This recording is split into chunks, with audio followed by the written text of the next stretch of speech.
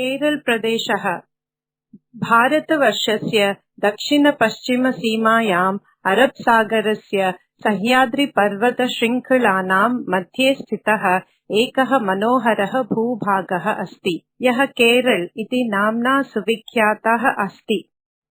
केरल इति शब्दस्य व्युत्पत्तिविषये विद्वांसः एकमताः न सन्ति। इदं कथयते यत् चेरस्थल अर्थात् पङ्कः तथा अलं प्रदेशे इति शब्दयोः योगेन चेरलम् इति शब्दं निर्मितम्। इदमपि कथ्यते यत् यः भूभागः समुद्रात् विनिर्गतः स एव केरल इति नाम्ना प्रसिद्धः अभवत्। समुद्रपर्वतानां सङ्गमस्थलः अपि केरल इति कथ्यते। एवं केरल राज्यस्य समुद्रस्य नदीनां पर्वतानां च सङ्गमस्य मनोहरं दृश्यं जनानां चेतसाम् आकर्षति। केरल राज्यस्य राजधानी तिरुवनन्तपुरम् इति अस्ति। अस्य प्रदेशस्य जनानां भाषा मलयालम् इति वर्तते, या द्रविडपरिवारस्य भाषासु एका प्रमुखा भाषास्ति।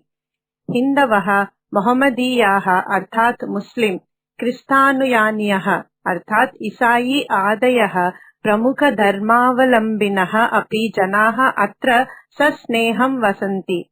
एतान् अतिरिच्य बौद्ध, जैन, पारसी, सिख, बहाई इति धर्मावलम्बिनः जनाः अपि अत्र ससुखं वसन्ति।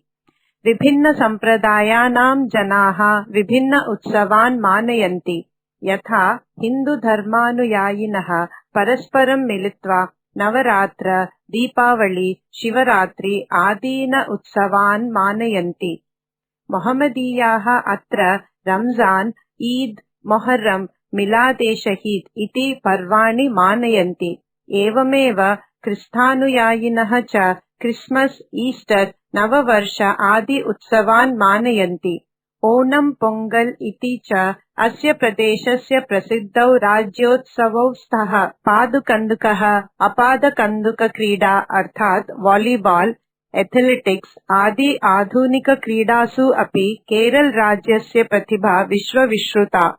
पी.टी. उषा नाम धाविका भारतवर्षस्य सर्वोत्तमा धाविका अस्ति, या केरल प्रदेशस्य एव सुपुत्री अस्ति। विज्ञानस्य, प्रौद्योगिक्याः च क्षेत्रे अपि केरल राज्यं ससमृद्धं वर्तते। गणित, ज्योतिष, आयुर्वेद, वास्तुकला, धातुविज्ञान आदिषु क्षेत्रेषु केरल जनानां प्रशंसनीयं योगदानं दृश्यते। केरल राज्यस्य आयुर्वेद परम्परा अतीव प्राचीना अस्ति। परम्परा इयम् अद्यापि अखिलमपि विश्वम् आकर्षति। पर्यटनक्षेत्रे अपि केरल राज्यस्य महत्वपूर्णं योगदानं विद्यते। पर्यटनक्षेत्रे आयुर्वेदे आधारितं स्वास्थ्यपर्यटनं केरल राज्यस्यैव वैशिष्ट्यम्। पञ्चकर्मचिकित्सा या पुनयैविनचिकित्सा अपि कथ्यते।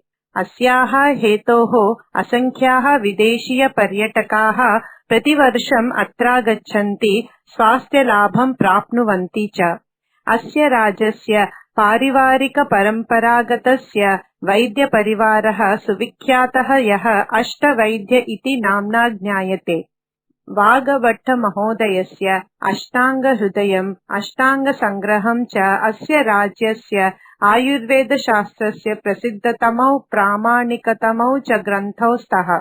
वैज्ञानिकः क्षेत्रेषु अपि अस्य राज्यस्य विद्वांसः सुप्रसिद्धाः, येषु के.आर्. Ramanathan, सी.आर्. पिशारडी, आर्.एस्. Krishnan, G N. Ramachandra, Gopinath Kartha, U S. Nair, E C G. Sudarshan, M M. Mathrayi, K I. Varghese, M S. Swaminathan, लाणुपधानाथन्, P K. Iyengar, M G. Ramdas Menon, K K. Nair, N K. Panikkar, N. Balakrishnan Nair, K G. Adiyodi, G. Madhavan Nair आदयः सुविख्याताः सन्ति। तकनीकिक्षेत्रे अपि च केरल राज्यस्य ख्यातिः सुविदितैव। अतएव मलयाळं भाषायाः वैज्ञानिकसाहित्यं सुसमृद्धं वर्तते। केरलीयगणितशास्त्रस्य ज्योतिषशास्त्रस्य च विकासः प्राचीनग्रन्थज्ञस्य आर्यभट्टस्य आर्यभट्टीयम् इति रचनाम् आधारीकृत्य एवाभवत्। अनेके विद्वांसः प्रसिद्धगणितज्ञम् आर्यभट्टं केरलराज्यस्य निवासी इति स्वीकुर्वन्ति।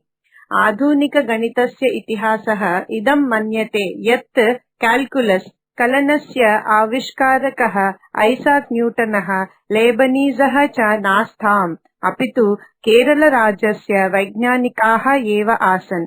अस्य प्रदेशस्य ऋतुः समशीतोष्णः, प्रकृतिः च मनोहरा अस्ति। अत्र वृष्टिरपि प्रचुरमात्रायां भवति, येन कारणेन सर्वत्र हरितां दृश्यते। अत्र स्थितानि सङ्घनानि वनानि, विशालाः समुद्रतटाः, बहुसंख्यकाः नद्यः, दर्शनीयानि मन्दिराणि च अस्य राज्यस्य आकर्षणं वर्धयन्ति। अतएव अयं प्रदेशः ईश्वरस्य स्वगेहम् अर्थात् गाड्स् ओन् कण्ट्री इति कथ्यते।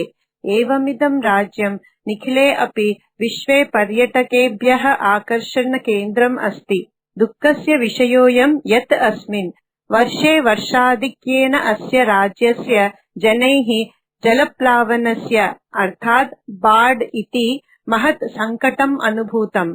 यद्यपि सर्वकारेण विभिन्नदेशवासिभिः च उदारहृदयेन अस्य राज्यस्य निवासिनां जीवनरक्षणाय अत्यधिकं सहयोगं दत्तम्।